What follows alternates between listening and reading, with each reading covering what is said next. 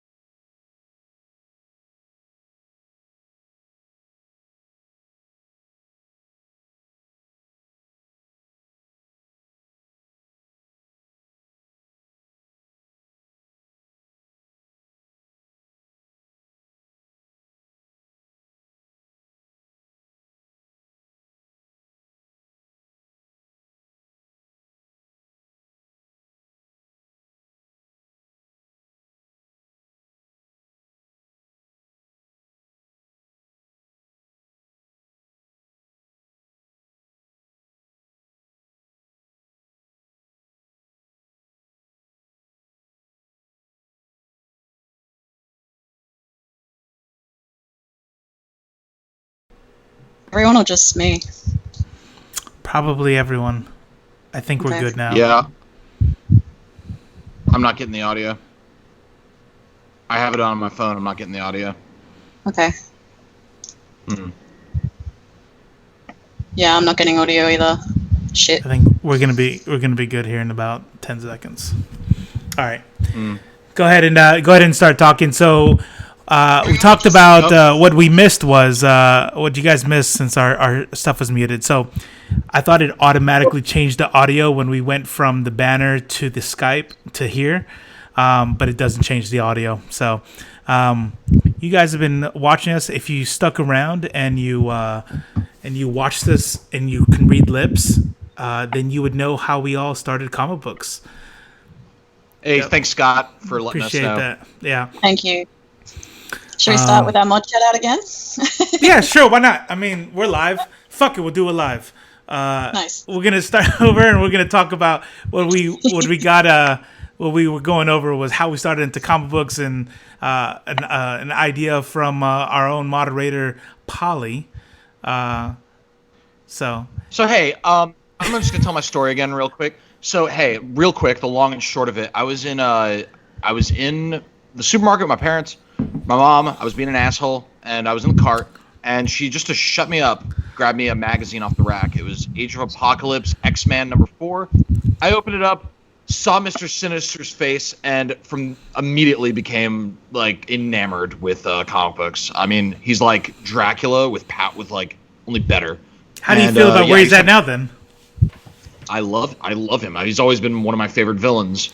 I used to have nightmares about him because just how creepy he is. And the idea of him being ageless, like it's like even when Scott Summers was in the orphanage, Mr. Sinister had his claws dug in. It's scary that he's like this ever-present, like evil, self-interested piece of shit. I don't know. It just I'm always gonna love Mr. Sinister. I never get sick of him.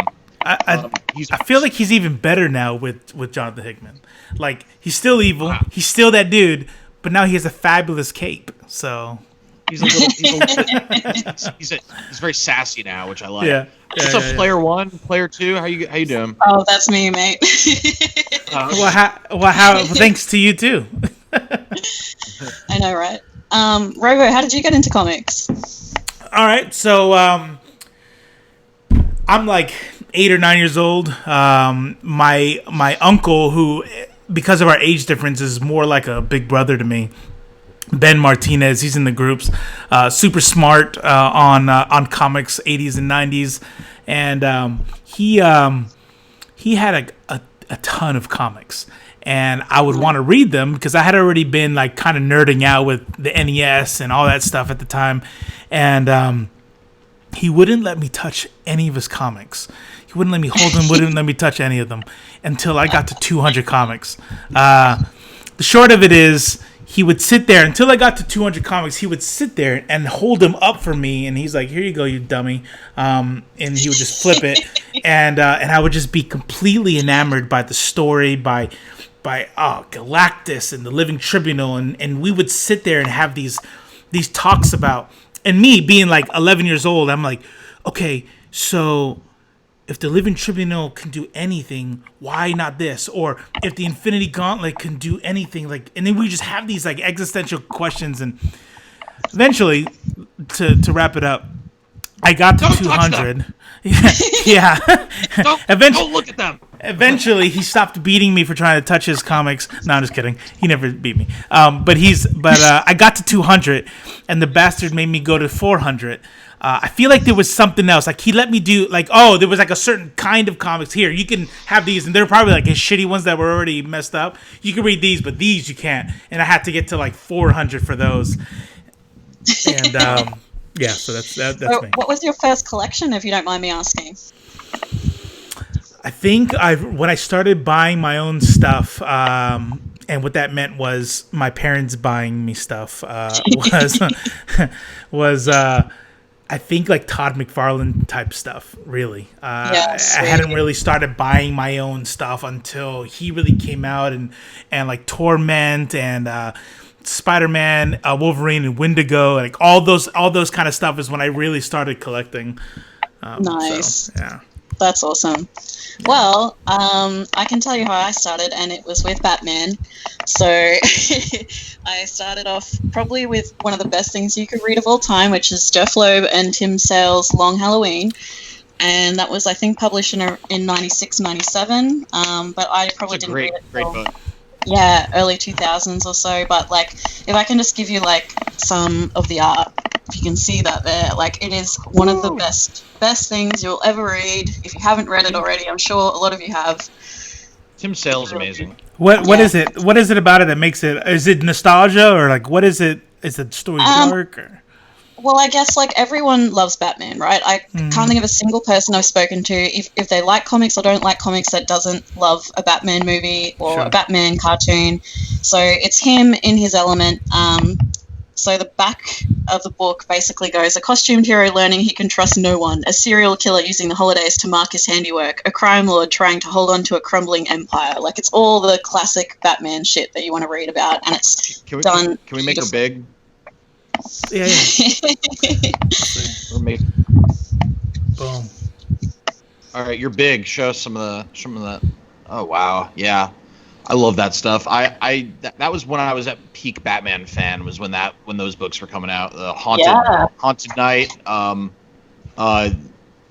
It was Haunted Night, Dark Victory, Long Halloween. That whole Jeff Loeb trilogy. Yeah, amazing. they're the ones. Yeah.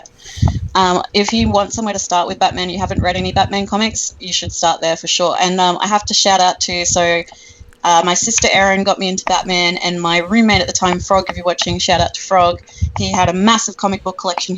He was super into Jeff Loeb, so he's the one that sort of spun me in that direction. And then I just went down the rabbit hole, couldn't come back. Yep. Brendo says, yep. Go ahead. He says it solidifies Batman being an actual detective. Yes, and that's my favorite. That's my favorite manifestation of Batman is when. Not as much Bat Family, no Justice League shit. He's just in his cave working out the crimes, showing up to the scenes, looking at evidence, beating the shit out of people, getting confessions. Like that's my Batman. You know what I mean? Yeah, he's on the edge. The whole Sherlock Holmes aspect of him, where he just can get everything and it all just comes to him. Yep. Hey, Mylene, what's up? I feel like Justice League Batman is a different Batman. He's just a completely different. It's a different role. Like now he's taking on this man in the chair kind of role a lot of the time. I mean, he's still fighting and stuff, but I kind of like that personal, individual Batman story that you'll get. I want to ask you both about how you feel about the Robert Pattinson one that's upcoming. But can we do a mod shout out first? Oh yeah, like the team for sure. Talk about the mods. Yeah. So as some of you might know, if you're new, this whole thing for IFLC, I freaking love comics. We're kind of all over the place, but our home is Facebook. That's where we started.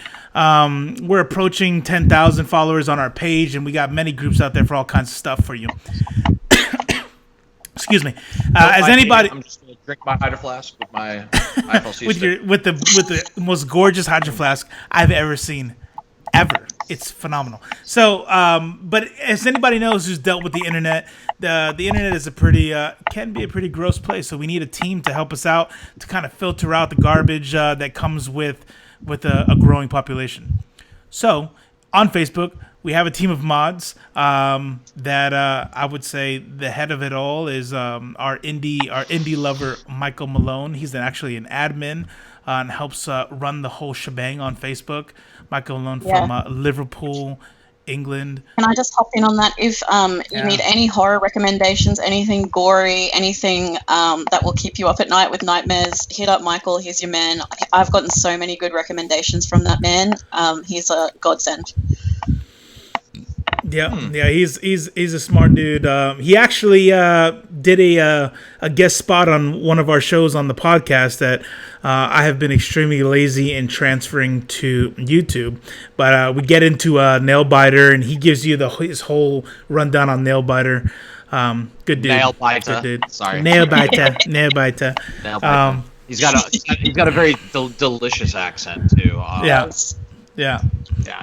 Definitely. Go ahead. Who's next on the list? Oh, Shahab. Actually, probably should have started with Shahab because he's definitely one of the grandfathers of the whole IFLC there at the beginning. And he's part of the heart. He's part of the beating heart and soul of this enterprise. Yep. And He was there before me. Man, let me tell you, the man knows comics.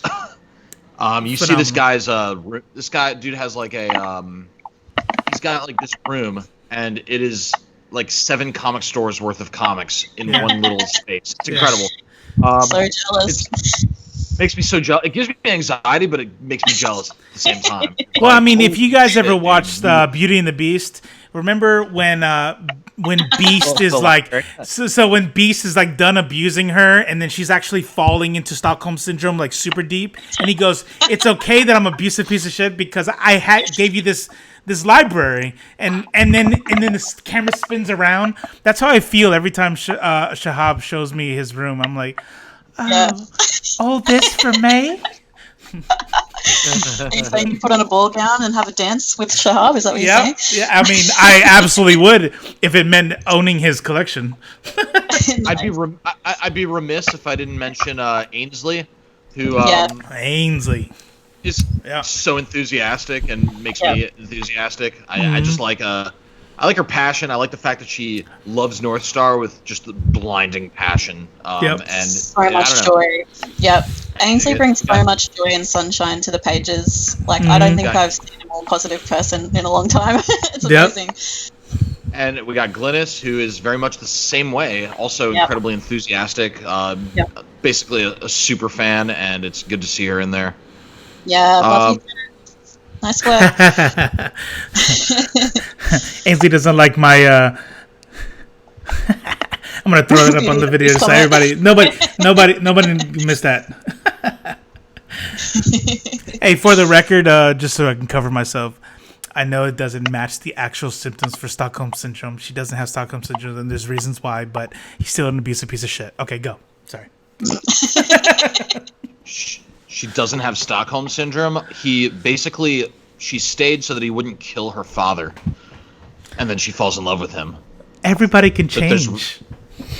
Okay, all right.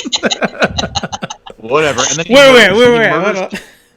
Murders the town hero at the end, and we're all supposed to be happy about it. Because he's egotistical and full of himself. Throw you off the bridge thing, to your death. Oh yeah, he's kind of an asshole. I guess murder him. Fucking Chad. Even though. Sure.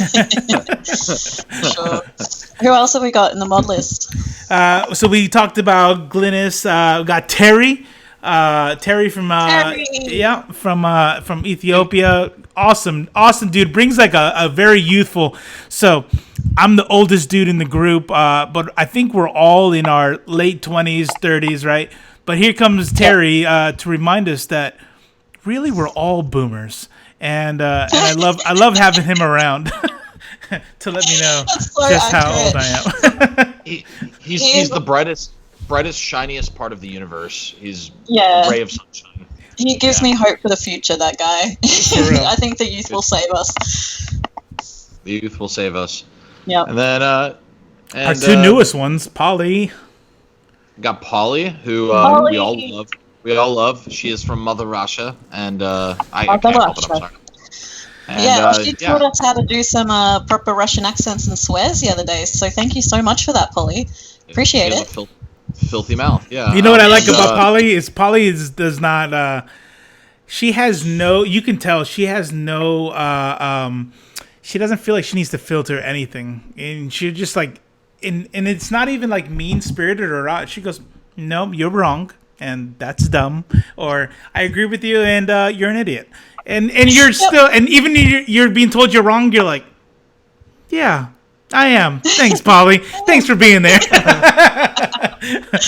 And then we got George Pryor. GP3. Yep. Good dude. Definitely an enthusiastic fan, and it's nice to have him in there. Thank you, everyone, for all the work you do. None of these people get paid, by the way. They're all doing it off their own backs for free. So. Yeah. But for the record, none of us get paid. So don't think like us three are just getting money and nobody. We're all doing this for free. Those bastards don't pay them.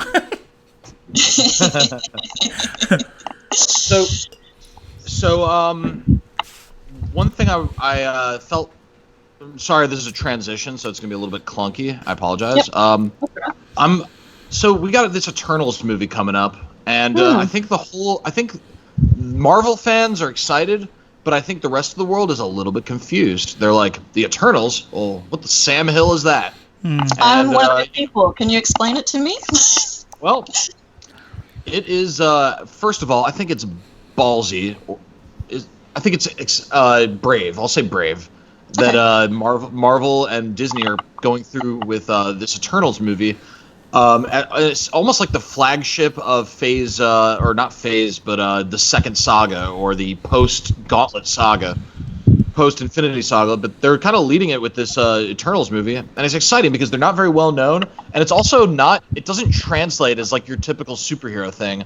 It's not little boy discovers this thing and becomes powerful, or dude designs this thing and now he's like a superhero, or guy gets this serum. It's very much like these beings have been with us for centuries. They were alive during the Infinity Saga, but they've just been under the radar.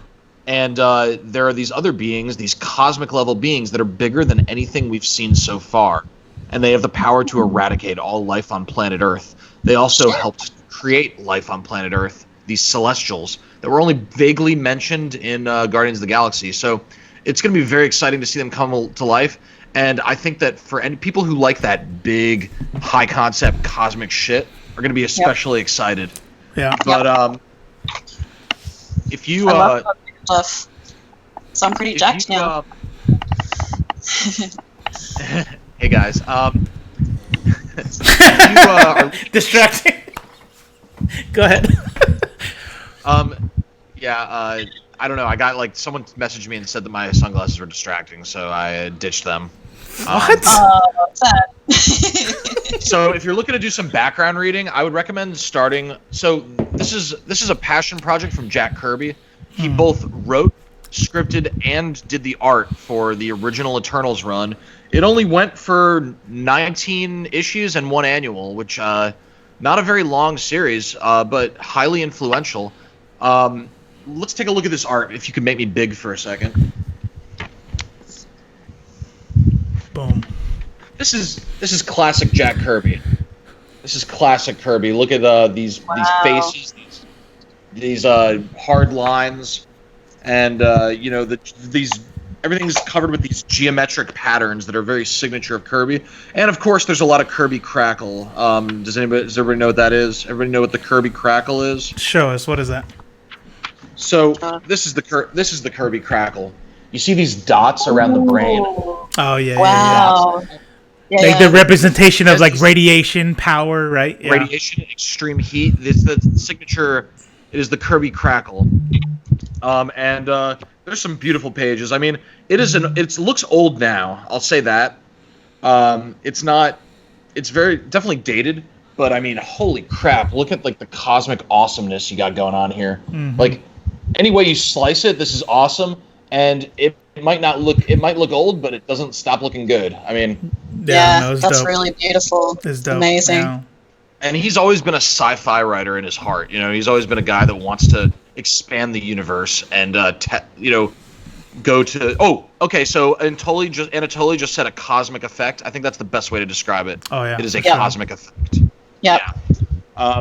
But that's a good starting spot, and the writing might feel a little wooden for a lot of people that are reading newer comics, but that's okay because the next thing for you to read if you're trying to catch up on the Eternals is Neil Gaiman, baby. Oh yeah. Neil Gaiman, and this is Mr. Legend. I think this is probably the most widely read Eternal story arc, and it's also one of the best. It definitely updates them, and it repackages it for a modern audience. It's drawn by John Romita Jr., which, I mean, come on, we're talking legendary status here. But just look at this, these layouts and this action. Wow. And you really get to know these Eternals as these like in-depth characters.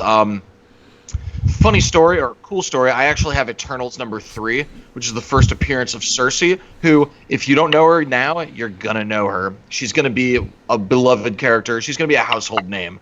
Oh, yeah. That's just a fact, 100%. But you guys are going to love her. And I have Eternals #3, so that's probably going to appreciate. I'm not going to sell it, but it'll be nice to have something that's probably worth more.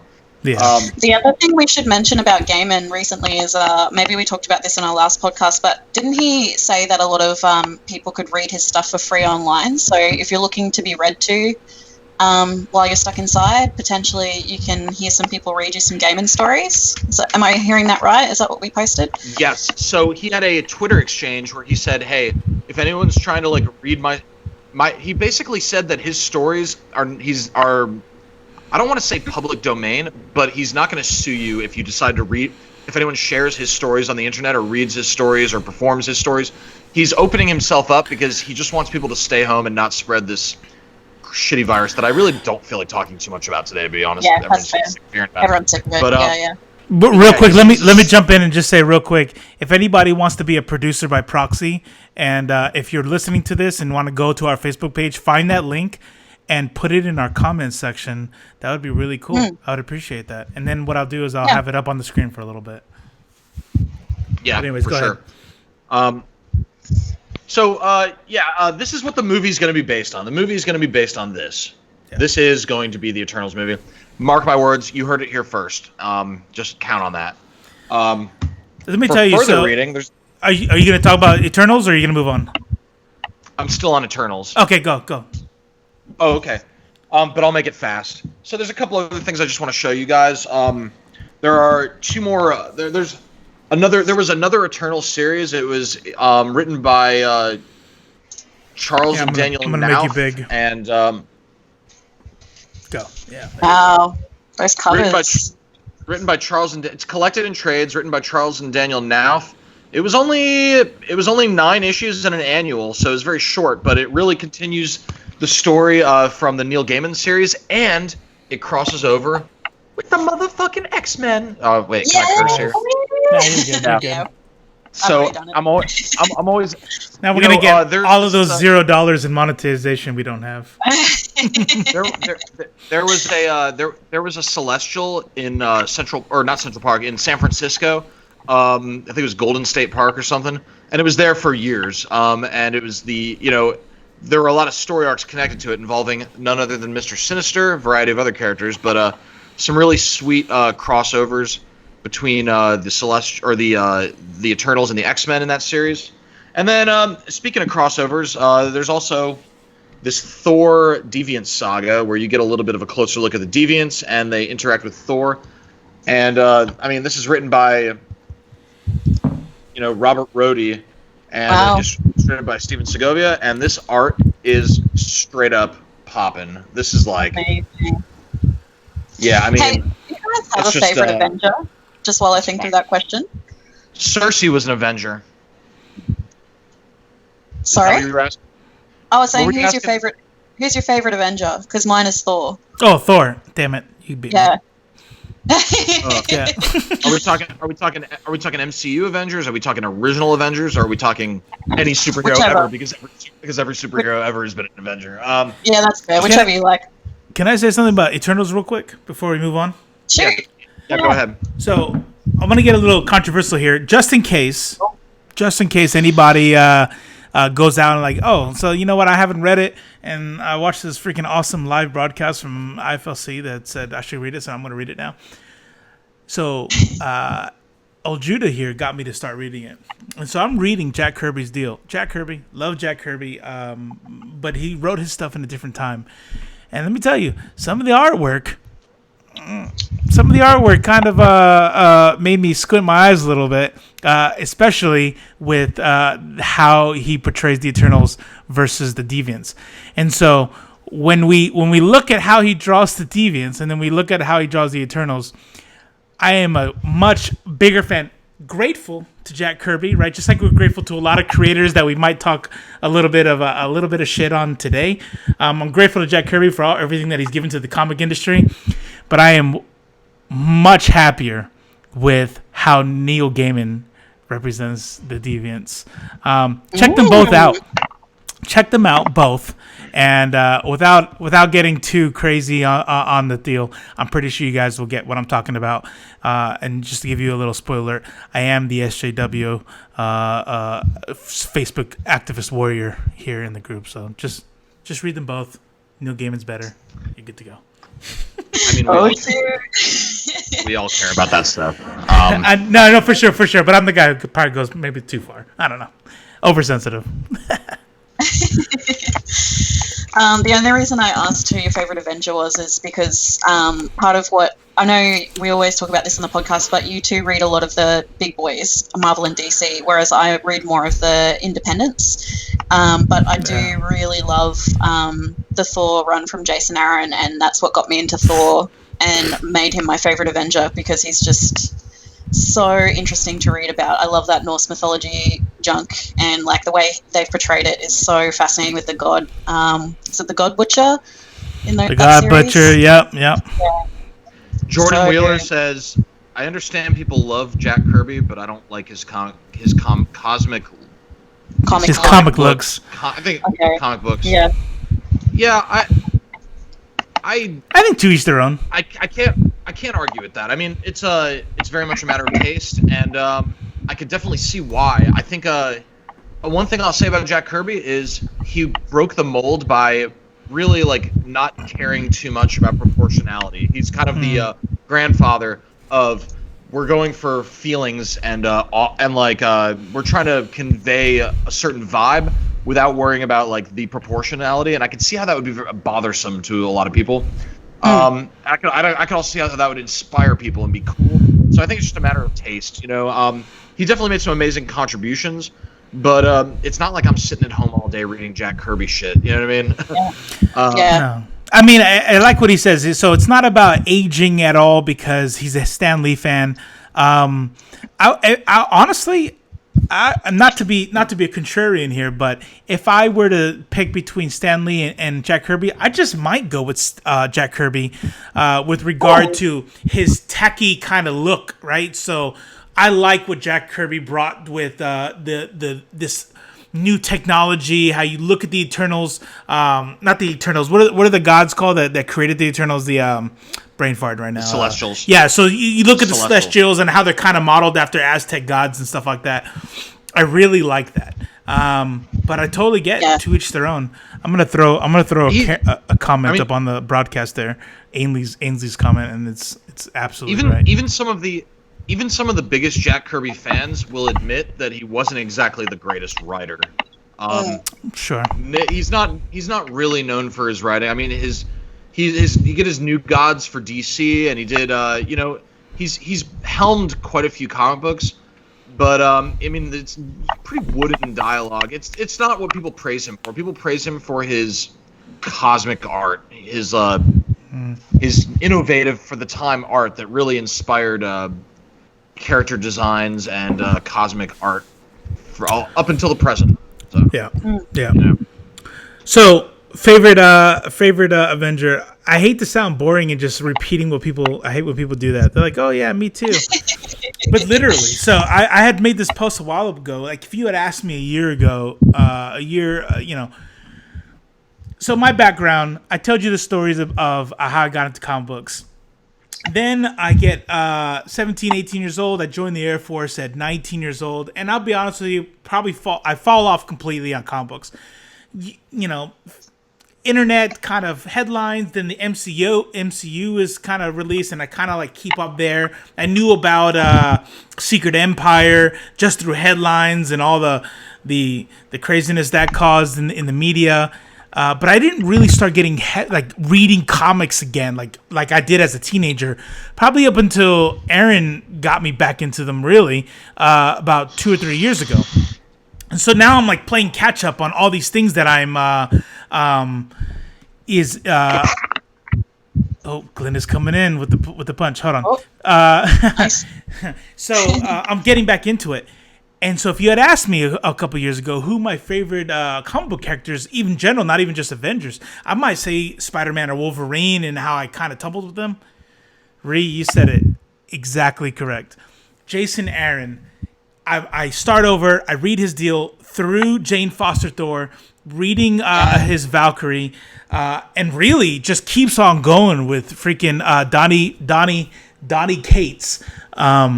Like those two right there. I texted Judy here. I don't know how long ago it was, a few months ago, where I just straight up I texted him like, I just come to a new realization, without argument in my head. My favorite comic book character absolutely is Thor, and the way Jason Aaron and Donnie Cates have made him less of this caricature, less of this "Lo, stop there, bad guy," and he was very kind of like, old school kind of Thor. Verily. Yeah, verily, I say, but Jason Aaron really just made him into his own cosmic character. Like, I am a fucking god. And Donnie Cates is just going with that. And it's just like, man, Thor's awesome. It started with JMS and then going into Matt Fraction. I think Jason Aaron really perfected the recipe. Yeah. But Thor will never be the same again. I mean, Donnie Cates has him. He's just had so much talent pumped into him that you can't help but love what they've done with him. Jordan says his favorite is the Hulk, Hawkeye, Iron Man, and he loves Superior Spider-Man, which is an interesting choice. I would not have expected someone to say that. I was so torn on Superior Spider-Man because at first I really hated the concept, but it's weird, man. It just grows on you. Can you tell me more about it? I don't know much about it. Superior Spider-Man is Dr. Octopus in Spider-Man's brain. Oh, so wow. Spider-Man's like dying, or Doc Ock is dying, and Spider-Man, or let me start again, I'm confusing myself. Spider-Man, Dr. Octopus is dying. Spider-Man, he gets lured into giving up his consciousness, or like giving up his body for Doc Ock to possess him. Dr. Octopus possesses him, and Spider-Man is stuck in this dying Dr. Octopus body where he eventually dies. So there's a whole period of time where it's the Superior Spider-Man, and if you were ever reading comics during that time and you were like, why is Spider-Man all of a sudden this pompous dick? That's why. He's Dr. Octopus. But one of the things that Dr. Octopus didn't expect is that when he possessed Peter Parker's brain, he also managed to inherit some of Peter Parker's values. So it's almost like he has a piece of Peter Parker in him, and he's still a dick, but he's a dick that wants to be the best good guy ever, better than all these simpletons that don't know how to be a good guy. You know what I mean? It's like, that egotistical thing still come across. Wow, that's fascinating. And I totally asked when Peter was a ghost. So was there a time where Peter was a ghost during this deal, or what's happening with him? Not really, but they do find a way for him to return. I mean, it's comics. You know what I mean? Of course. The way comics works is they'll break the world and then put it back together. Always. Yeah, Always absolutely. breaking and putting back together. Yeah. That makes sense. Good deal. Wow. Yeah. Well, Okay. Jordan saying that Spider-Man is like a spirit while talking to Doc Ock. Yeah. It's kind of like that. Yeah. Cool. Yeah. It's interesting when you said, Jordan, your favorite Avenger is Hulk. I probably think he's my second favorite because he's just so. It's the same thing where like the thing I like about Thor is they explore what makes him worthy and what makes him unworthy. And with the Hulk, it's kind of a similar deal where it's like the Jekyll and Hyde thing. Like, is he a good dude? Is he a bad dude? I love those characters that are on the edge, like Constantine, that kind of stuff. Right. We're talking different universes. I don't know if you feel the same way. No, 100%. Yeah. So like Hulk. I like Hulk for a little bit more shallow reasons because for some things I'm a pretty shallow dude. I do like Dakota. By the way, Dakota, I agree. That would have been awesome if they had continued doing that.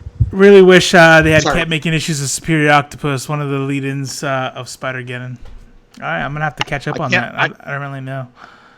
Now I have to read it. Yeah. Yeah. So my favorite Avengers, by the way, I just want to jump in because I've been thinking about it this whole time.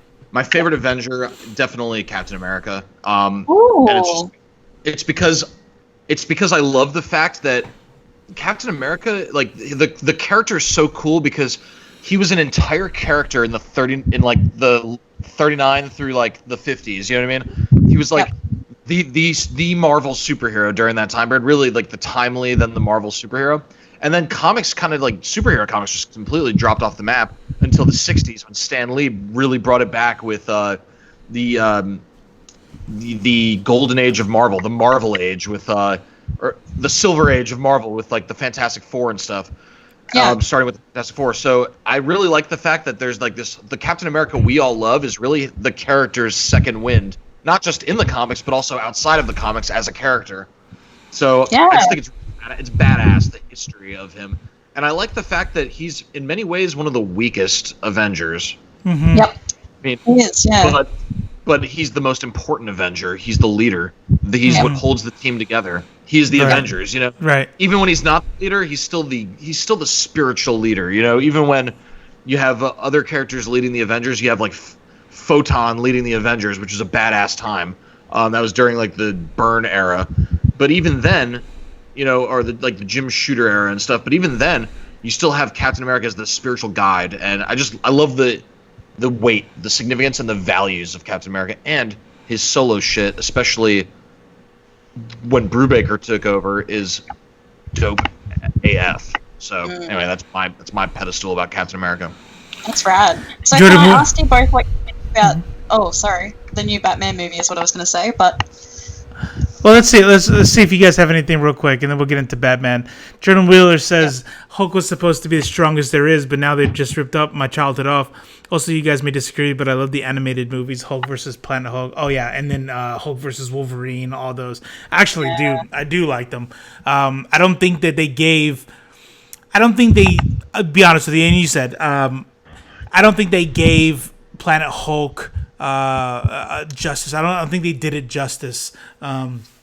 Because of just how crazy Planet Hulk leading into World Breaker Hulk, like it should have been something just on a cosmic scale. Like literally, the planet Earth is going to break apart if they don't do this deal. However, that said, I enjoyed it. I could enjoy things that I could wish were better, but I do enjoy those deals. Does anybody think that Hulk is not the strongest there is anymore? Not outside the MCU, because I am disappointed with where the MCU took him through Endgame. But I still think he's the strongest ever. Hulk's strength is more of a rule than a logical conclusion. It's a rule. We can never have someone more stronger than the Hulk. That's just like that's almost like part of the constitution of Marvel. You know what I mean? He's always going to be the strongest there is, and if anyone's stronger, he's going to upgrade to the strongest there is. That's right. I mean? That's right. Unless there's a story needed to where that person needs to go stronger. So I can imagine like God Thor fighting Hulk, and Hulk's going to be the strongest. Well, good thing I had this special kind of lightning that absorbs gamma energy, and suddenly now you're back to Bruce Banner, and I win. So. Right, but as far as in his Hulk state, the angrier he gets, the stronger he gets, and there's no limit as to how angry he can get. That's right. So that's right. He just needs to get angrier and angrier. That's right. There's two big rules, and there's two rules in Marvel. One rule is that Hulk is always going to be the strongest there is. The other rule is that Reed Richards is always going to be the smartest. No one's ever going to be smarter than Reed Richards. Yeah, which is what bothered me about MCU, where you have like dying people in front of him, his teammates, and Thanos just works him. Like, in how many punches? Yeah, I was like, I get it. We need to move Thanos forward. We need to talk about show how strong Thanos is, and he is. Even without the Infinity Gauntlet, through multiple stories, Thanos is a force to be reckoned with. But like in 4 punches, you're gonna do my boy like that? Like, come on. I mean, he had the Power Stone at that point. Yeah. Right? Oh, true, but come on. You couldn't get angry enough? The epitome of all power in the universe in a single stone. I mean, I guess he should have gotten angrier, you know? You should have. What is all right. your favorite MCU? Do both of you have a favorite MCU movie? Ragnarok. Yeah, same. It's a three-way tie. Okay.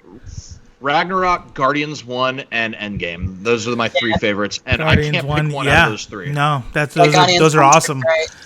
I want to be boring and say same, except I think Ragnarok for me takes first. Okay, hold on, time out. Endgame. Between Endgame, I feel like those shouldn't even count because of how heavy the Infinity Wars was. Just Spider-Man's scene alone, it's just kind of like the movie went to black. Yeah, the movie went to black. Credits roll, and everybody reports the same thing in their theater. Just fucking silence. Yeah, it's just like... So, for me to say, what's my favorite movie, it's always based on the caveat of not including Infinity Wars and Endgame, because that's the culmination. And, not everybody has to agree, but for me, that's how I'm speaking. So when I say Ragnarok, or if I talk about Guardians of the Galaxy, which I freaking love, that's not including those that, to me, shouldn't even be in the same category. Yeah. That's fair. That's fair. To me, Guardians changed the game because when it was the most clever one. When it came out, it was the most clever of those movies. It really, I feel like, elevated it to like a certain level of wit and humor and cleverness, and not only that, cosmic proportion. Yeah. You know what I mean? It was the first truly cosmic of those movies. Yeah. So to me, it raised the whole bar. Especially part 2. Yeah, you're right. Yeah. For sure.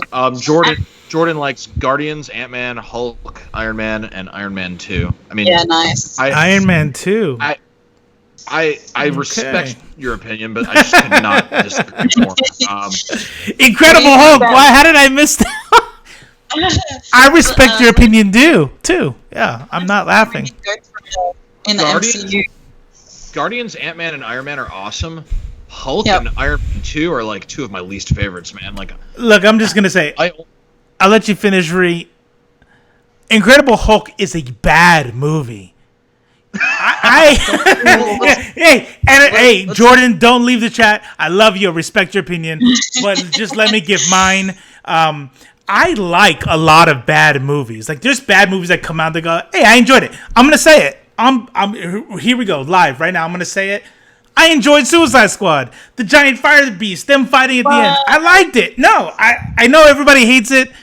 I watched it and I was like, fun. I love it. But I also know it was a bad movie. Oh my God, Incredible Hulk was such a bad movie. The green theme and the green alcohol. I mean, the soda, and everything was just green, and it was just like, this is so stupid. This is, so that's all I have to say about that. I agree with Anatoly Mertz though that the soundtrack of Guardians was baller. The whole great. Yeah. And that song. I'm feeling. That's been stuck in my head for years. Ever since I saw that movie, that song's been stuck in my head. I can't stop thinking that song. I sing that song like once a day. I know it's been a little bit of time, but just to be fair, just in case you have a great memory, what were you going to say before we started yelling about Incredible Hulk? Do you remember? Sorry. When it's commented about needing Ghost Rider in the MCU. Yeah. If they do it right, just give me Ghost Rider in all his freaking Cosmic Ghost Rider. Yeah, you know what? Here's the deal. I want it. Donny Cates, right? Blessed be his name. Here's the deal. Here's the deal. I don't know if you can have Cosmic Ghost Rider without Johnny Blaze Ghost Rider first. Like, I feel like fair. Yeah. Fair. Yeah. So, although this would be ballsy, but it would be dope. What if they made a Punisher MCU movie, and then they made a Punisher MCU sequel, and then the third Punisher movie is actually a Cosmic Ghost Rider movie? there it is. Did you not Just the like natural. That's the natural MCU progression of the Punisher. Yeah. I really enjoyed the series that they made. Did you not enjoy that? Which one? Like the Punisher series that they made. TV Oh series. yeah. Oh yeah. Super sad. That's my favorite of those Netflix series. The Netflix. Marvel Netflix. Yeah. Punisher is my favorite. 100%. Yeah, I really enjoyed it. I thought they did a good job, and the actor's perfect for it. Just embodies everything that the Punisher is. I think. So I will say this much, and would it really? I was able to come to qualms, but I was able to come to terms with it. My original kind of deal with Punisher was that he just got his ass handed to him a little bit too many times. But here's what you got to remember: is he was just a regular, right? As far as regular as you can be. Special operations military dude. Like, he had to operate within a certain set of rules and with a certain set of support, right? He didn't have everything that comes from years of being the Punisher. And so I think that if the further seasons, if they hadn't come out with Disney Plus and then shut down all the Netflix series, if they had let that go, man, I'm so sad that it's not a thing. And if Disney Plus knew what they were doing, they would go drop those millions, get the license from Netflix, if that's where it is. I'm kind of talking out of my ass. I don't know what the deal is, but get that going with it, not starting over, but with a season 4 or season 3, wherever we were at. Man, that'd be so great. Fuck yeah. I agree with Emma. Yeah. 100%. Yeah. Punisher Emma series is Walker's great. Punisher series was great. I agree. I actually Mhm. liked Jessica Jones the most. That was my favorite. Daredevil was a close second though. You know, I'm embarrassed to say I didn't really watch it. Jordan brings up something interesting. He's saying that, like, I've heard all these theories about who Keanu Reeves is going to be in the MCU. I feel like the world collectively wants to see Keanu Reeves in the MCU. Loud and clear. I don't think I've ever... If there's one thing that I know, it's that every single human being wants Keanu Reeves in the MCU. Every single human being wants Keanu Reeves in their insert fandom here. So, Jordan saying... my friend who wants to be Johnny Storm said that Keanu Reeves would be the new Johnny Ghost Rider, but what I want to see is a Norman Reedus to be Ghost Rider. Norman Reedus is the guy from Walking Dead, right? Yeah, that's a guy. I could definitely see that. That would be awesome. I would take him or Keanu. And then Emma's saying the potential problem here is that if they who's made dead? an MCU Punisher movie, it'd have to be R or would seriously kill it. Norman Reedus is Daryl. Robo, if you're asking. Wait, say it again. Norman Reedus is what? Daryl in The Walking Dead with the crossbow. Said he's. I thought you said he's dead. I'm like, time out. Right. I'm stopping the stream right now. Like, what the fuck just happened? So Emma says another thing that I kind of want to argue. The potential problem here is if they made an MCU Punisher movie again, it would have to be R18 plus or would seriously kill it. I disagree. I completely disagree. I see what you're saying because you're thinking. I think you're thinking of Punisher Max, which, by the way, has to be R because it's incredibly violent. But there's also a multitude of Punisher titles that are not Max that are incredibly violent while being teen. You know, like PG-13 for teens. Like they don't have. It's not like they have boobs, excessive gore, and bad words in the regular Marvel continuity. Only in like the Max series do they have But that. even totally outside of Max, his body count is ridiculous no matter what. I mean, Civil War, he just comes in the deal. I don't know. Does body count make the movie R? I don't know. Maybe it does. I don't know. I feel like Thanos killed the whole half the world. And yeah, but they didn't show R, it. So I think fading away is different. I think you're right. I think the answer is, for me personally, is I don't know what makes how much death or what you need to have. But I'm going to go ahead and agree with Emma here. If you have to show off-screen deaths or do some kind of like, I'm going to shoot you, then I get to see a dead body, and there can't be any blood, and there can't be any of this, like, I think it would ruin, or I won't say ruin, I'll say I think it would dilute what we know Punisher to be. Even outside of Max, in Civil War, when Punisher's like, hey, Cap, I want to be in your team, and he's like, Brat! And he's like, I love that part. Yeah, my favorite, the very favorite one. You couldn't show that. And if you did show it, it would be some stupid ass, I'm going to shoot off the screen and not show you what I just did to the deal. It's kind of like, oh, there's a sex scene here, but we go to the bedroom and I look towards the camera and close the door, fade to black. Like, that's all we could do for sex then, you know. So then it depends on what rated R is. If rated R means we can't see Frank shooting people, I mean, if PG-13 means we can't see Frank Castle shooting people, then yes, it has to be rated R. Right. If PG-13 just means no bad words and no boobs, then fine. You know what I mean? Agreed. Yeah. You know But what I mean? why does it matter if it's R-rated? Like, Deadpool was so successful and proved that it doesn't matter if you have an R rating. You know what I mean? This is going to be based off of Disney and what Disney wants to market, and Deadpool wasn't with Disney, and we're still waiting. Yeah. There's a lot of speculation here, especially with the absorption of Fox and getting Deadpool, and everybody's guessing not because we don't have anything to prove us wrong. Is Disney willing to make a rated R movie? And if we go by history, the answer is no. We can get pretty close, but they won't do it because any property they have, they want to be able to market in a Disney World. They want to get Disney World and be able to go, we just added a whole new section for the MCU. Here's whatever. And we can't add Deadpool to that thing in Disney World because they have 5-year-olds walking around. And I don't know. We'll see. I think the ratings are a dated system anyway. It needs to go away. Oh, I don't of think course. anybody cares. Yeah. Nobody cares. Oh, they it's do. not like parents are like, oh, that's R? Oh, that's PG-13? People know what's in a movie. You know what I mean? Like, I agree with you. It's interesting because like Australia's a bit backwards in that regard. Like we wouldn't allow R18 games over here until quite recently. So we used to have such restrictions when it came to how they were age rated.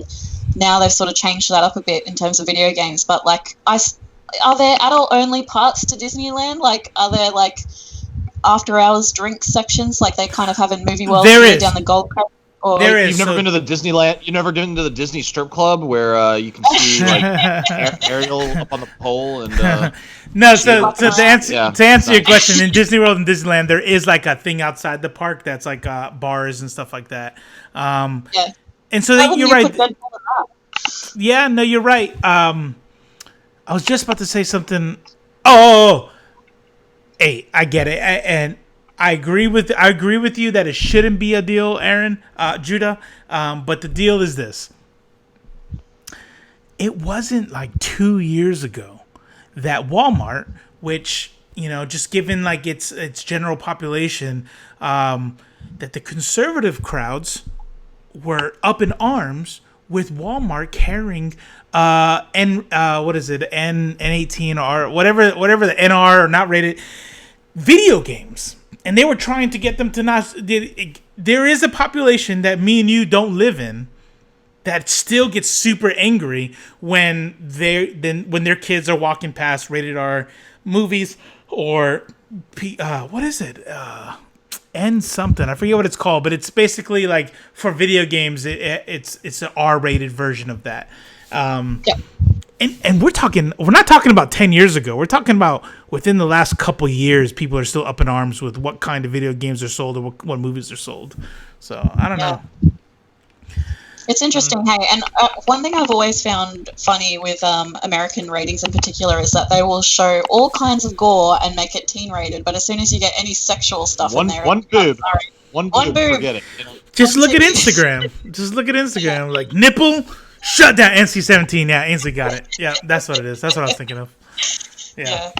How dare you show a nipple? Yeah. All right, so can I take us back to... I want to know what you guys think of Robert Pattinson as Batman and whether you're excited for that or not. Excited. I am. You are? I am. Yeah. It's a good cast? I think people blame Robert Pattinson for that stupid-ass Twilight movie. He's just a guy who wanted a job, and he's a good actor. It's not his fault that his first... Who's going to turn down a major blockbuster motion picture? You know what I mean? Like, so there's definitely more than one fan of Twilight in this chat, just so you know. Be careful, yeah. There's I guess there's all kinds of people, but he's a good actor, and it's a non-traditional choice. So it's like when I think of Heath Ledger when he was cast as the Joker, everyone was like, Heath Ledger? Yep, exactly. Like that's the example I used. He's like that teen rom-com guy. He was in that Knight's Tale movie. Like, what the hell, you know? And he ended up being everybody's favorite Joker. So Leonardo DiCaprio, babyface, and babyface, heartthrob on that stupid-ass movie Titanic, but then he comes out and then he's in The Departed, he's in Revenant. Here's what I try to tell people, and it's really hard to like get this through to people, is when you are an actor, that's why they're always so like surprised where, okay, insert actor who's typecast as super macho, red-blooded Christian soldier, right? And then all of a sudden, that dude who plays like super soldier army guy comes out against war, and then everyone's like, "What? Like, I can't believe!" Like, bro, these people play characters, and so Robert Pattinson is literally an actor, and that is what he is. And so I bet you can play Robert Pattinson as a serial killer, and he's gonna do a great job, because it's not about who you are; it's about how good you are acting. That's it. Yeah, that's it. Emma. So you bring up Zoe Kravitz. I just started watching High Fidelity.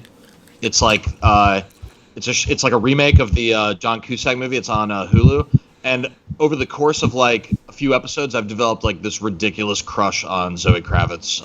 She's beautiful. She's such a babe. Yeah, she's such a babe. Very good looking. I'm pretty excited. Is she, what's his face is Aquaman's goddaughter or something? Did I see that? Or is he like related to her in some way? I saw that he was like amping up her casting. Yeah. What was that? Yeah. I don't know the connection. I'll have to have a look at it again. Yeah, I think they do have a connection between each other, but that will be interesting because she's pretty young, isn't she? She's going to be a pretty young Selena Kyle. Zoe Kravitz, yeah. Yeah. I think she's. Which I think she's still in my acceptable age range. I mean, I'm only 33. Nice. I think I can acceptably go as low as like 23, as high as 43. I think it was I feel like math. 10 years on either side.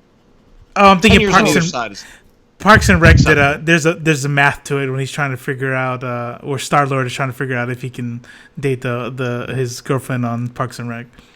You just go by that math, you can't go wrong.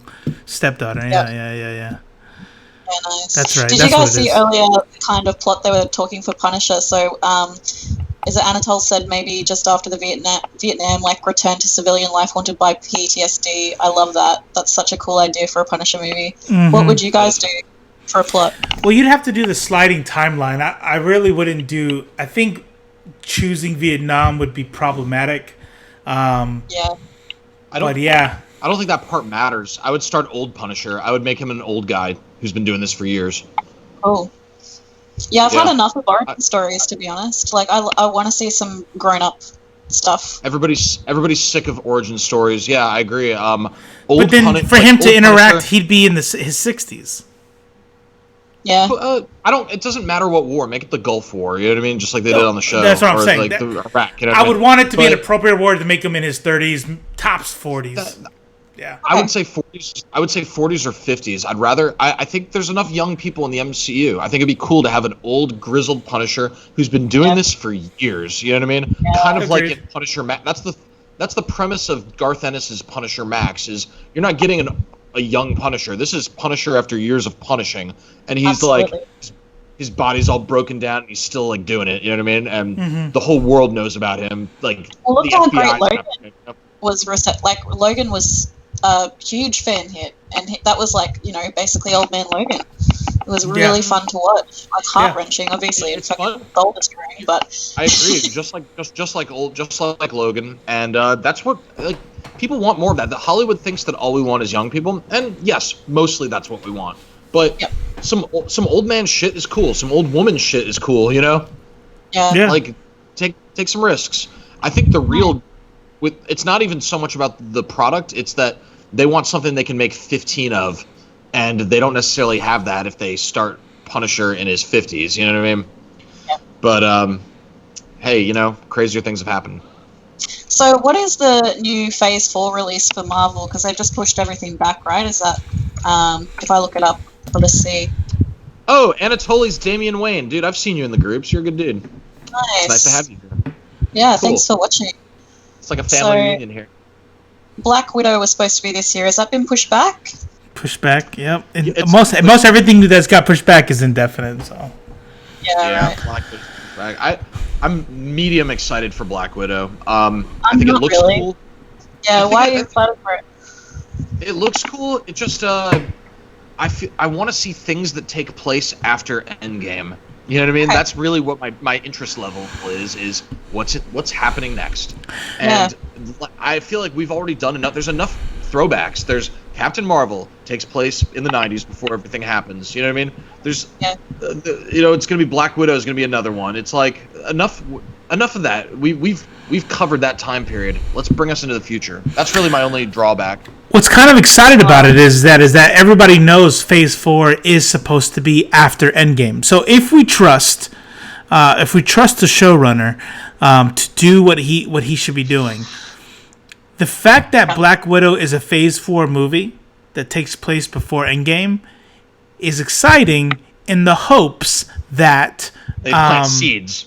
that this is gonna point to something after Endgame, something that might involve Black Widow still being alive. Why would you do an entire movie on a character you've already killed off? Yep. Yes, agreed. So there are some theories on that, and I don't know if I entirely agree with them, but have you read that some people think it's her sister that died and not her, or something like that? I hate that theory. Yeah, I hate that theory too, but... It takes all the drama out of the scene where she dies. Yeah, because, like, their whole bond, like, her and, was it Hawkeye that she was there with, between each other, trying to, like, fight each other to die.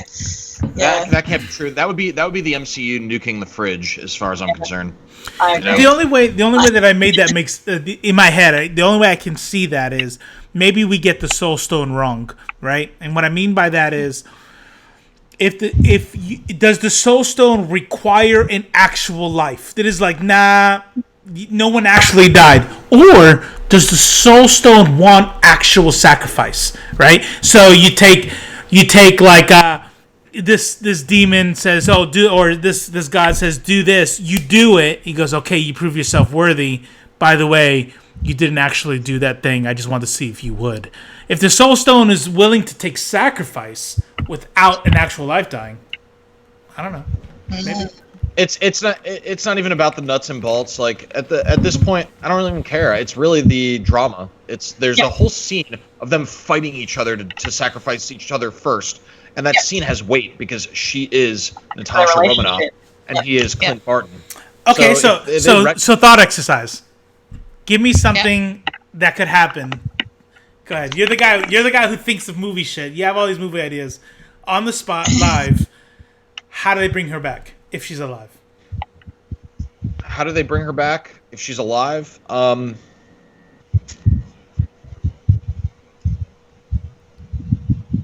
the spot. Okay. I just came up with this. Okay. Bruce Banner realizes that he squandered the time that he had with her. He becomes obsessed with getting her back. He talks Doctor Strange into taking him to the Soul Realm to retrieve her. Wow. The Astral Realm? Is that how would they meld in the Astral Realm and the Soul Realm together? Maybe they're one and the same. Could. Yeah, they could. But he has a friendship with Doctor Strange, and he was in love with Black Widow, and they let that fizzle. They didn't even address it. They just let it go away. They dropped it. I think it would be fitting for him to... It's years now since Endgame. He's obsessed with her. He's like, I can't believe that I just let her go. You know what I mean? It was like my one true love. The sun's whatever. You know what I mean? So he like goes to Strange. He's like, listen, I can't stop thinking about it. I need you to take me to the Soul Realm within the Soul Stone to retrieve her. And Doctor Strange is going to be like, I can't do that. I can't do that. We don't even have Infinity Stones in our reality anymore. Yeah. And he's going to be like, listen, you're the goddamn Sorcerer Supreme. And Doctor Strange gets talked into doing it, and they retrieve her. That could be cool, and that might even happen in the Multiverse of Madness. It probably won't, but that is something that could happen. That's the only way where I could see it making sense, not just logically, but especially dramatically. Because I don't think it makes dramatic sense for her to have been her sister the whole time. You know what I mean? Or a Skrull. Well, I don't know if you Dakota. Comments. Yeah, so I thinks it was a Skrull. Yeah. Might do a Red Room clone situation, like Tales of Suspense. That's how I brought it back in the comics. Yeah.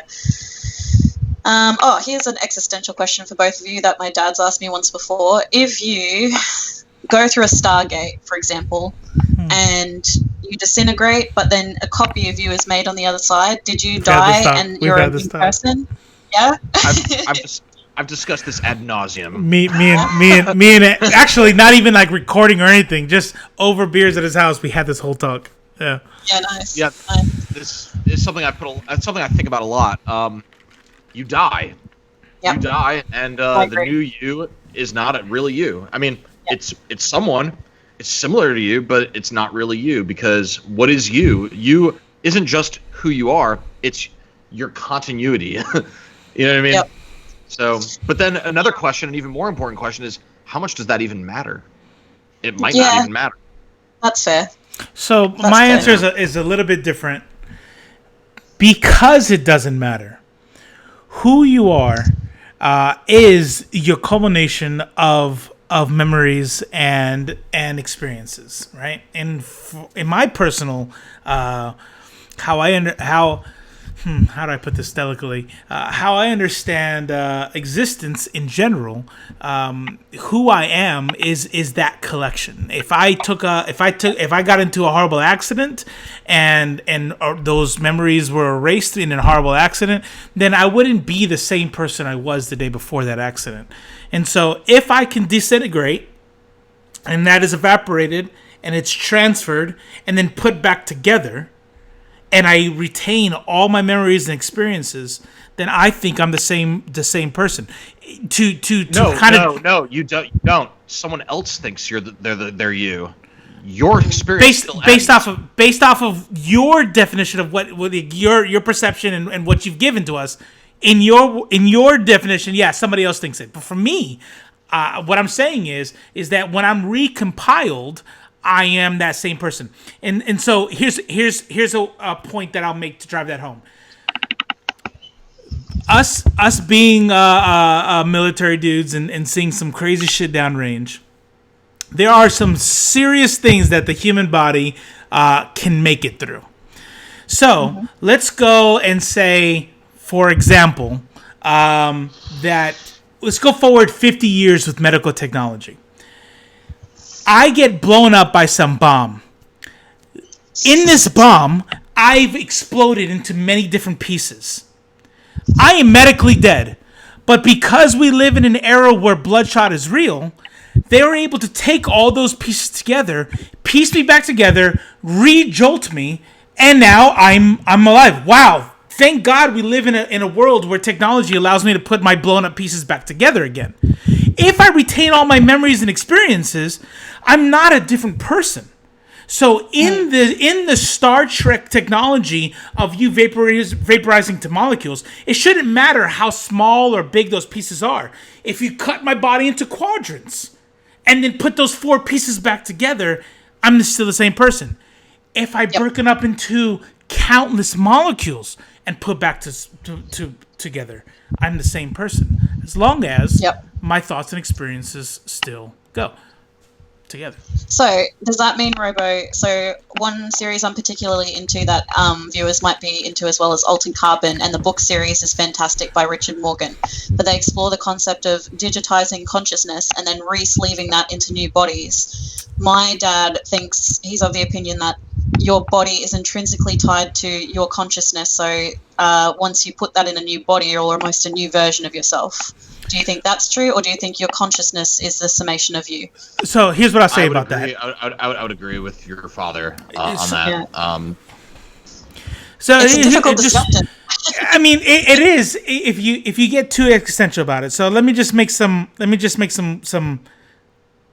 quick personal rules that makes the conversation super easy for me. Cool. I personally don't subscribe to the concept of a soul, right? So. Yep. Because all things about you are physical, and that's me. And if other people subscribe to different things, no judgment. I'm not saying I'm smarter than anybody else. Just my personal subscription is that that all things about you are physical manifestation. There's nothing outside of physical manifestation that makes you who you are. So if you subscribe to that, like I do, then you understand that this tying of deals. Is not really relevant. Now, here's what I will say, and I know Judah probably has more to say about this, but what I'm talking about specifically is breaking you down into pieces and putting you back together again. Specifically, if we're talking about digital consciousness, that's not breaking apart pieces and putting it back together again, a la Star Trek teleportation. We're talking about clones or, like 2 pieces at the same time. If you can digitize myself into code and then use this futuristic 3D printer 300 years ago to download my consciousness into another person, That's not the same thing. That's not putting me back together again. That's creating a new entity. So you're saying it's got to be the same atoms. 100%. 100%. Okay. Or else you've created a new being. Yeah. Yeah. Yeah. But then you could argue that we all become sort of new versions of ourselves every, 7 or 10 years. Our cells have completely regenerated. That's a very interesting point. Yeah. That's a very, very interesting point.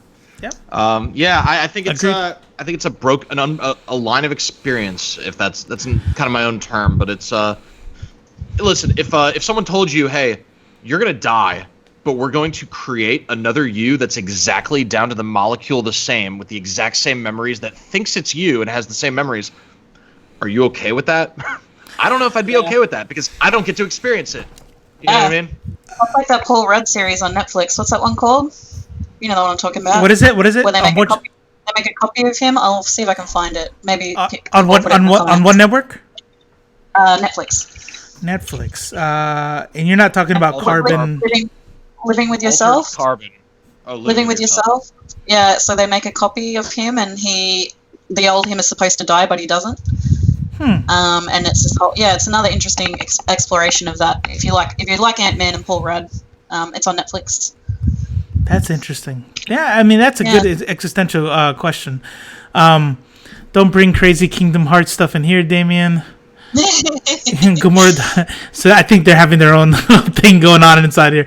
Wait, are you doing? Bloodshot. We should talk about that. I haven't seen or read any of that. Have you, Robo? Yeah, and I'm glad that the screens are divided into this way. With Ree, you get to be our mediator. Go ahead. Give us. So Judah does this thing. Wait, I'm gonna call it right now. Judah does this thing where he'll like make you feel like an idiot by going like, yeah, I mean, if you like shitty movies, everybody likes shitty movies. You know? Like, I mean, it looks like it was made in claymation. I like claymation. Some claymation. Go ahead, Judah.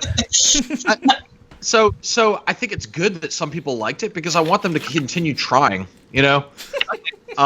I want them to keep trying. I want them to make an Exo Manowar movie. So I want people to like it. So I'm grateful for people like Robo. Who like shitty fucking movies. I think the fandom needs people who like everything, because it's just I'm just kidding. I'm being a dick. I'm just kidding. You know what made me think real quick? So I have to contradict myself on something else. My opinion on movies like Suicide Squad and really Bloodshots particularly, because I would say without reservation, without qualification, I like Bloodshot. I would not put Bloodshot in the same category as Suicide Squad, where it's like, hey, sometimes you enjoy a movie that's bad. I liked it. There's plot holes. There's stuff that we're like, because me and my son Benjamin, we kind of like, Vin Diesel's not the greatest actor, and so sometimes, to say the least, he goes, I don't know about that. I will find you, and we're just kind of like, and then both me and my son are like, oh, okay, that was stupid. But overall, the aspect of him and his face getting blown off, and the nanites coming back into it.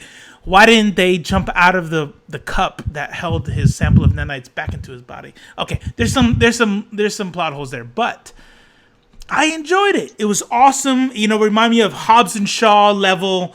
Let's go and have an awesome action movie with a guy with superpowers. I don't know. I liked it. Interesting. I think Michael was a big Valiant fan, isn't he? He said he liked it as well. Yeah. See, now Michael, I will say, I hope he's watching. Here's what I'll say about Michael. His opinion's tainted. His opinion is tainted because of how much he loves, and I said this to him on Facebook. I said he loves Bloodshot so much, he loves the Valiant universe so much that where seeing it come to light is like me when I was when I first saw Ninja Turtles. Like, was the first Ninja Turtles as good as I think it is? I don't know, but I know I was a super freaking. Yes, it is. I agree, but there might be somebody who disagrees, who doesn't have the same set of nostalgic attachment to it.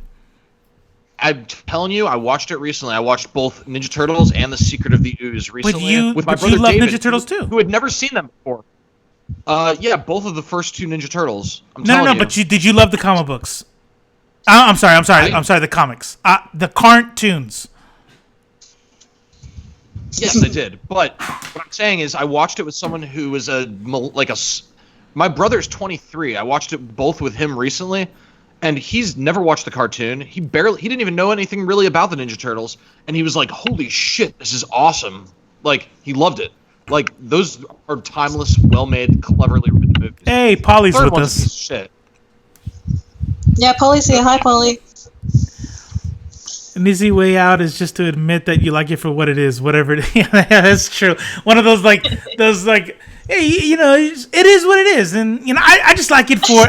I just try not to make it bigger than what it is, and it's like, what are you saying right now? You're not making a real argument. So right. my Bloodshot thing. Here's the deal. I wanted to like it a lot. I really wanted to like it, and for the first few moments of the movie, I was trying hard to like it. You know, spectacle. Let's say it's just purely spectacle. If that were the case, I would want the special effects to be top notch. You know what I mean? And they weren't. So that rules that out as a reason to like it. You didn't like when his face was blown off and then it came back? It's just so CGI looking to me. You know what I mean? Like, I understand that it's all CGI, but it just took me out of it. Okay. You said, Judah, that it looked like it was shot on an iPhone at times. Is that right? Yeah, like, if you guys watch this video again or watch any of our other videos, look at the beginning of the video, like our intro. We have like the explosive fireball effects and stuff, and they look really awesome for our podcast. But, you know what I mean? Like, I feel like Bloodshot looks like it was like that level of like Hollywood production. You know what I mean? Of like, you know, something that you can do at home versus something that $1 million Hollywood. Do you take into effect the budget? Because the budget wasn't anywhere near any of the later MCU movies. So I think there's a style. I think there are styles of movie where the budget just has to be bigger. I think there's a certain type of movie, like an action, especially like a superhero action movie, where if your budget's not big enough, then you just aren't equipped to make that movie. You know, so I don't really. But I wonder how many movies would never get made if we waited for that. Like if we only let DC. It's like comic books, right? Like, let's be real. Let's be super real for a second. I freaking love comics. No tribalism. Love them all. I love comic books. But there are some brands out there that don't have the budget to get big name writers or big name artists. And even if they have great story, you're reading this comic book like, did an 11-year-old draw this? Like, what is this? But they can't get the big name artists. But I mean, yeah, you know, there's a time and place to take that into account. But do you think if Jurassic Park had a $10 budget, do you think even if it was just as well written, do you think you could enjoy a Jurassic Park that looked like this? Like some guy's hand puppet is like, you know, like you can't watch that and be like, well, you know, they had $10, so you know, what do you expect? You know, but Jurassic Park, but I can look at Jurassic Park 1 and go, they didn't have the technology we have now, because Jurassic Park 1 dinosaurs don't look as good as Jurassic World. Yeah, I disagree with that. Actually, I think they look better because they're animatronics, so they actually look real versus anything CGI, which always looks CGI no matter how good it gets. Okay. I don't know. I think that's like I've seen some amazing fan versions. Oh, Kitty of is that Coco? So cute. Beautiful. Sorry, I was getting distracted talking about Riddick in the chat because I love them so much. But you can definitely have low-budget films. Like I've seen Halo fan-made films and Mortal Kombat fan-made films, which have zero budget, but they still turn out to be some of the most incredible things I've ever seen. Yes, they're only 10 minutes long, but like you can sort of find ways to work around monetary issues if you're creative enough, I think. Yeah, for sure. Let's catch up on some chat here. Let's see. What are we talking about? We're like they have their own little thing. Everybody loves my cat. I completely stole the show. And Kitty. And now it's the Coco show. Her name is Coco, and she's not for sale. She's mine. But yeah, it's this has become the Coco show. I'm sorry, guys. I didn't mean to do that to you, but no. Oh, do you need to get my dogs out here? Is that what you need? Yeah, get the dog. Get the dog. Riddick, if you guys have seen all of those, I think there is a motion comic of that as well online somewhere, or maybe an animated film called Blindsided. There's also like a prequel film to Pitch Black called Slam City. So if you really like that universe, there's things that you can explore outside of the three. So you got Pitch Black, Chronicles of Riddick, and then I hated Chronicles of Riddick. Yeah, most people do. I like Pitch Black. Yeah. I cannot tolerate Vin Diesel's acting. I can't. I think it's so bad that I can't watch it. That's interesting. I like him a lot on screen, but whenever he's on screen, the whole time I'm watching him, I'm thinking he's terrible. Like no matter what else is going on, it like distracts me because it's like he'll be like, no, or and I'm like, how did this guy like? Is it just because he's jacked? And how jacked is he really? I know. If you put him beside The Rock these days, he's pretty tiny, but he's very passionate. I'll give him that. The Rock is an infinitely better actor than Vin Diesel, in my opinion. The Rock, he's actually in good stuff. He's in that. What was the name of that football show that he was on? Oh man, what's it called? You talking about HBO? Yeah, someone tell me what the HBO show with The Rock. It's like really Hustlers good. Or Ballers. Yeah. It's really good. No, he's a good dude. I don't give Vin Diesel that much shit just because. I mean, if you look at the last 30 years of movies, that's like par for course of like, hey, we need a jacked action star.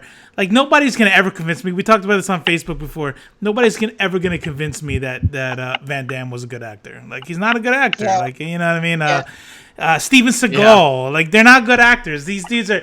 I'm gonna say it. Arnold Schwarzenegger, not a good actor. Go watch Conan, and I love Conan. Bad actor. Somehow he just bothers me less. I don't know what it is. Maybe he's more. Yeah. I don't know. Yeah, what can you say? I don't know. I mean, at least Arnold Schwarzenegger was not necessarily the greatest actor when he played the Terminator. But his bad acting actually made him a more convincing Terminator in some ways. Hey, don't act human, be robotic. I can do that. Yes. I've been training. I was made for this movie. Oh, Glynis has a question. Was he distracting as Groot? I don't think so. What do you think, Judah? No, not at all. I forgot that he was Groot. So yeah, it was fine. Yeah. So give him one line. Yeah, that's a good point. You want to make Vin Diesel work. Give him literally one line of dialogue, and that's you all can't see him, and he's acting like a tree. Yeah. He plays a hell of a tree. Yeah. I feel so bad for the guy because he like genuinely loves all this nerdy shit. Like you guys have seen the video of him selling what is it? You know those toys that they used to have. I can't even remember what it is now. If you search like Vin Diesel selling toys on YouTube, you'll see it. When he was really, really young, he was such a nerd, and I think we've talked about this in the mod chat before. Like he's a nerd that's gotten buff, and he genuinely loves like most comic book universes and D&D and all that shit. So like I have a lot of love and space for him in my heart because he's just like us, really. But he just got jacked. So. I mean, honestly, I don't have. There are some moments in there to where, like I can't contradict myself or take back what I said. There are moments in the movie Bloodshot that were just kind of like, that was a little crazy. Yeah. But honestly, when I've looked at him anywhere else, he's just. I take him as an action star. To borrow Polly's deal, hey man, you just gotta enjoy it for what it is, man. Just enjoy it for what it is. It's so true. Love it. All right. Well, do we have any other discussion topics, or do we want to start wrapping up? Yeah, we could wrap up here. How about this? Let's give the chats 30 more seconds. Do you want to hear us talk about anything? You got any questions? We can play some trivia. This is AMA time. So I'm just gonna kind of awkwardly look at this comment thing and wait for someone to say something. And then we're going to address it. So there's this thing that the military does that whenever somebody's in front of you, they'll go, unless we're getting one question, we're going to stay in here, guys. So we're not going to do that, but I don't know. Maybe I could go grab Coco and we could stare at Coco again for a few more minutes. We could have a poll where I hold up my Pomeranian, he gets his cat, and we figure out which is cuter. Trivia, Ainsley. Look. I'm not sure what he meant by that. What did you mean by that, Robo? Where? What are you talking about? Let's see. She's hiding right now. Oh, Coco's hiding. Trivia? Did anyone Yeah. have any suggestions for Facebook content that maybe we haven't focused on, or like anything you'd like to see on the website that we or haven't done YouTube yet? videos? T-Rex, what movie was the biggest surprise for you in the past year? Like Yeah, surprising, T-Rex. like it did surprisingly well, or I'm just gonna keep it open-ended. I mean, I'm just gonna look at this as an open-ended question. The biggest surprise was where did everybody go? Everyone left. They're all Robo left. Rhiannon and myself are still here. I think he's getting the dogs. The biggest surprise was Far From Home, when J. Jonah Jameson from the other Spider-Man film franchise appears at the end. Spoiler alert. Sorry, guys. That was like a huge surprise, and I loved it. Made me very happy. I'm just going to go with what everyone... Well, this is probably pretty controversial, but I really liked the Joker movie. I know that wasn't everyone's cup of tea, but I probably saw it at, like, a time when it was most... when I was most receptive to it. Like, I was very depressed, and I felt very let down by the mental health system in Australia, and then I went and saw that, and it was like it was speaking to me directly, you know, like when I went to go watch it. Oh, doggy! I can see a doggy! Which one's that one? This is Khaleesi the Pomeranian. Khaleesi. So cute. I would say Joker. All right, Mama. Coco's a little bit cuter, but wait, whatever. She's still cute. I don't know. Khaleesi's still very cute. I tell you what, I took care of Coco too, so Coco might not just be around without me. Just saying. That is a very sore subject. There's a few questions now. Tell us something we don't know. Let's see. Least favorite character. That always brings up an argument. Oh man, my least favorite character. Yeah. Oh man, that's hard because every character, like some characters, they're my least favorite, but maybe one day I'll like them again. Like I don't know. Least favorite character. Well, hold on. Let me answer the surprise movie, and not to go deep into it. I was surprised how much I liked Harley Quinn. I saw the trailers, and I was like, okay. And then I watched it, and I was like, that was pretty dope. Okay, yeah. Sweet. Least favorite character. Characters I don't like. I'm not sure. Oh, I don't like Deadpool as much as everybody else. I wouldn't say he's my least favorite character, but I think he's just okay. Everybody loves him, and I'm glad everybody loves him because I support all superhero characters in movies. I want people to like them.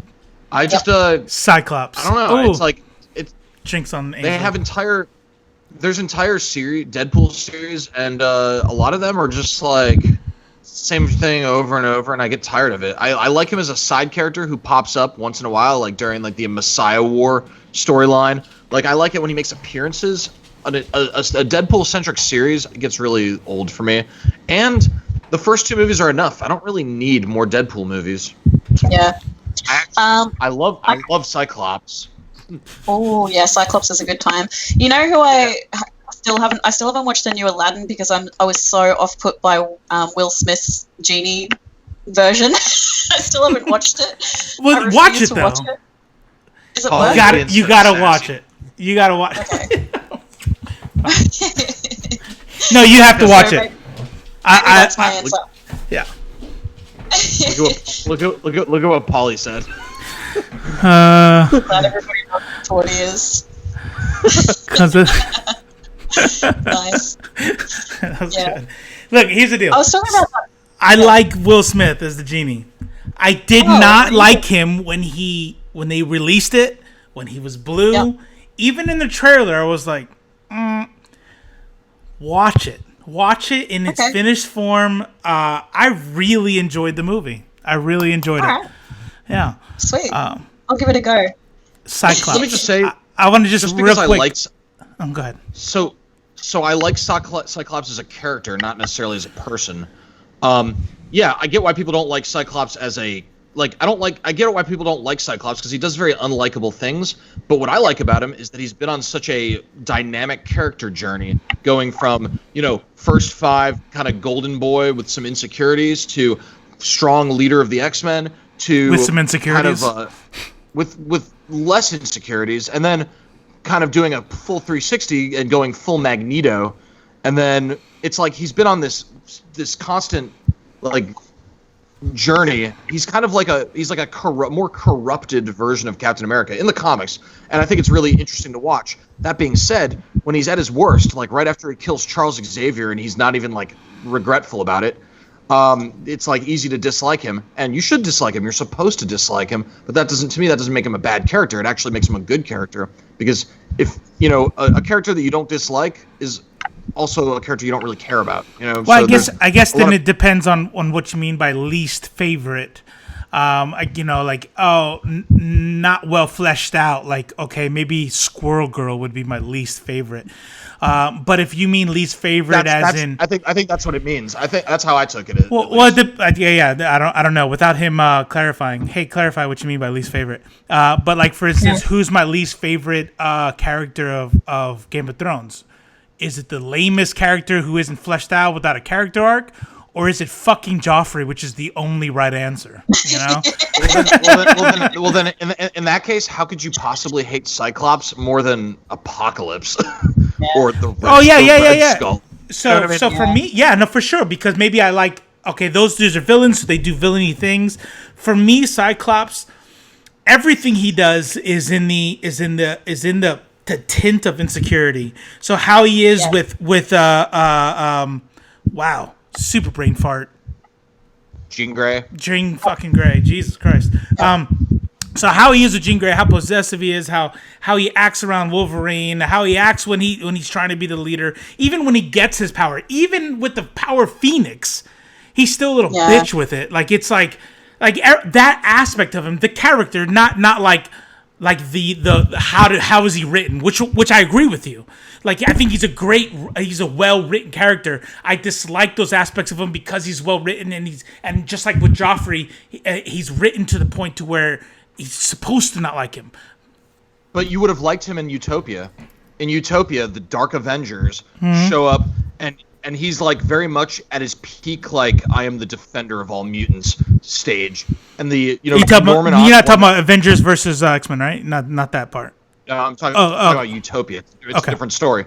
So, and this happened before Avengers versus X-Men, but in Utopia, they just basically, you remember the Utopia Island in Avengers versus X-Men? This is when they had just acquired that, and it's their own nation off the coast of San Francisco. Norman shows up with his Dark Avengers, and Cyclops is very much badass, standing his ground, fuck off, Iron Patriot, you're not fucking with my mutants. And you can't not like Cyclops during that story arc, because not only does he defeat Norman Osborn, but he also completely outsmarts him, and he's heroic and badass. So if only the future writers could have let him just stay that way, and then I probably wouldn't have this opinion right now. Yeah.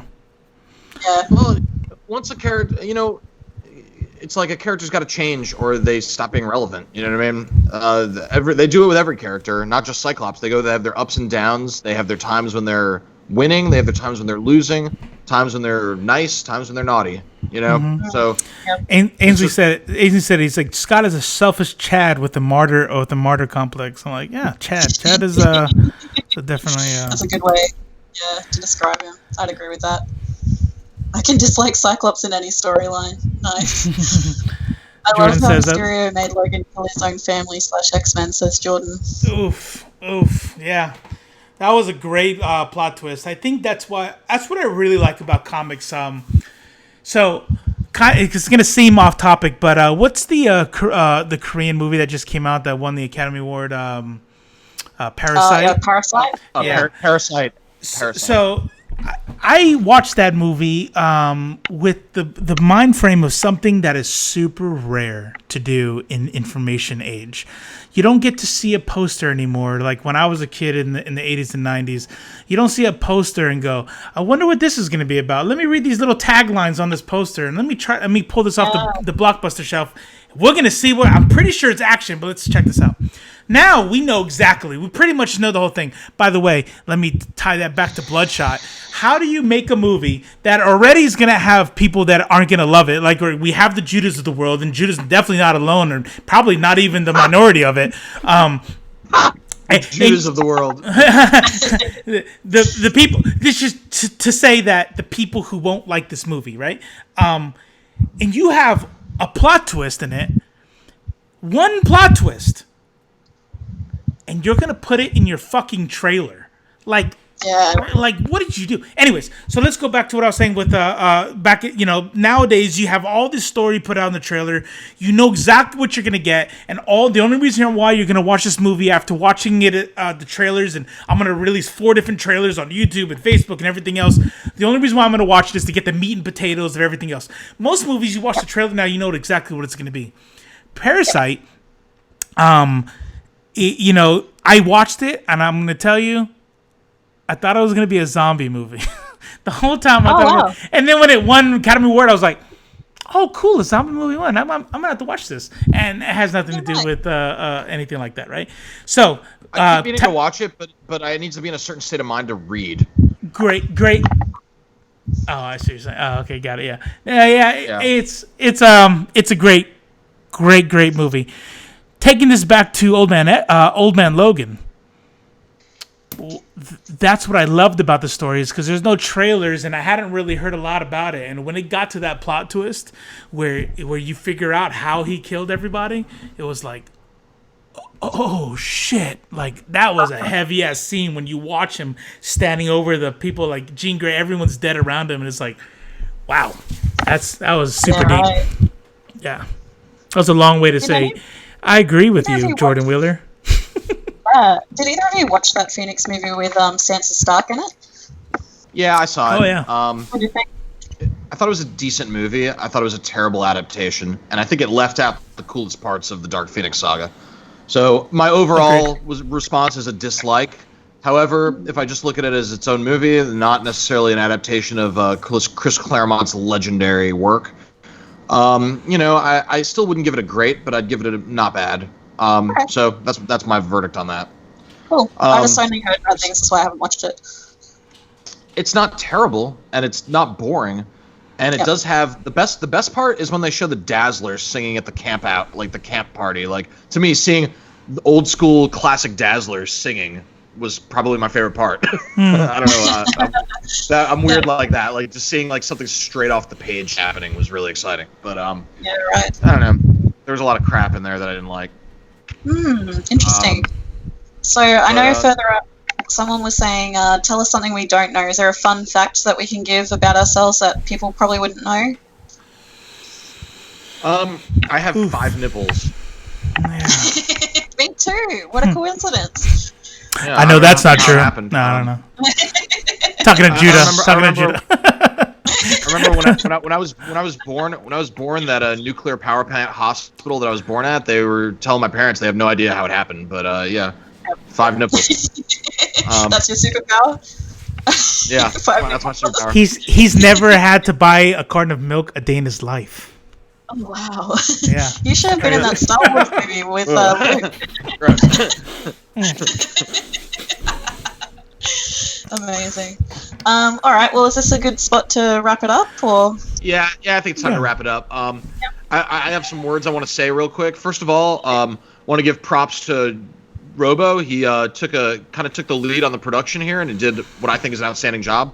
Thank you, Robo. You're amazing. I mean, he watched a lot of YouTube videos and spent a lot of time, and his marriage suffered because he was spending so much time on this. So he made a lot of sacrifices for this episode, and I want to say thanks and great job. Thank you, Robo. Also want to thank Rhiannon for keeping the conversation going, because I mean, she's good at this. She has natural talent, and she's an awesome friend. Thank you. You make it so fun. It's always fun chatting with you guys. Yeah, and then I want to thank the mods that we have. We already kind of give them shout-outs, but I can't stress enough how valuable you guys are to us, and how awesome you are in general, and we have kind of a really nice family and a good fan community spreading out for that. I want to thank members of the Facebook groups, and people who follow us on Twitter, people who follow us on Instagram, people down there in that box. I don't know if I'm pointing in the right direction. Yeah, down there in that box that are talking and like engaging with us. We love you guys. We like seeing you post in the groups, and it's it's engaging with you guys that makes this whole thing rewarding. Yeah. So truly. there's a lot of thanks to go around, and thanks, guys.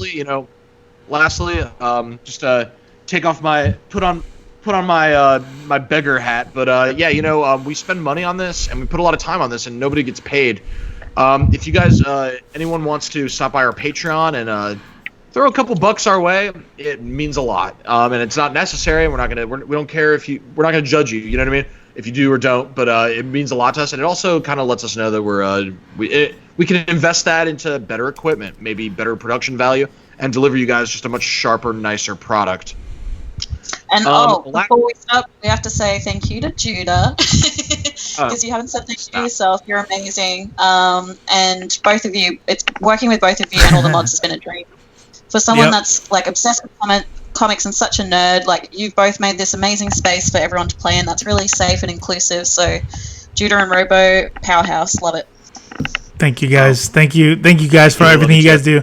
If you guys agree with everything they said, don't forget to share this. Share this link. Let us know what we can do better. It's an hour. It's an hour long. We'll try to throw in some like tags or something. We always say that. We're not going to do that. It's kind of a pain in the ass.